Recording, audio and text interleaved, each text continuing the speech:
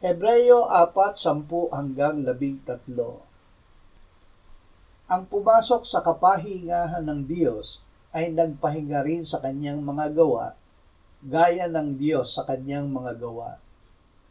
Kaya't magsikap tayong pumasok sa kapahingahang iyon upang huwag babuwal ang sinuman sa pamamagitan ng gayong halimbawa ng pagsuway.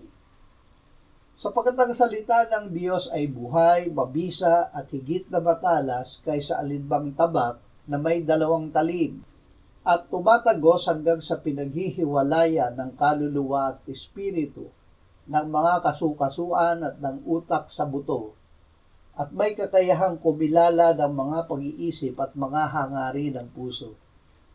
At walang nilalang na nakukubli sa harapan niya, kundi ang lahat ng mga bagay ay hubad at hayag sa mga mata niya na ating pagsusulitan.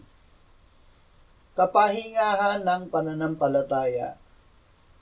Ang pananampalataya ay pagpapakumbaba sa ilalim ng makapangyarihang kamay ng Diyos upang siya hindi ang ating sarili ang magtaas sa atin. Hindi malilika ng sariling pagsisikap ang pananampalataya. Diyos ang lumilikha nito gamit ang kanyang salita. Siya ay nagmamalasakit sa atin. Ilagak natin sa kanya ang lahat ng ating kabalisahan.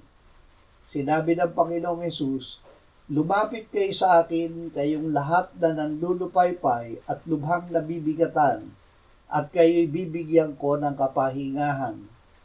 Pasanin ninyo ang aking pamatok at matuto kayo sa akin, sapagkat ako'y maamo at may mapagpakumbabang puso, at makakatagpo kayo ng kapahingahan para sa inyong mga kaluluwa.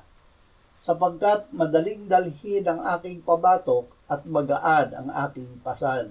Si Jesus ang siyang patnubay, ang Panginoon.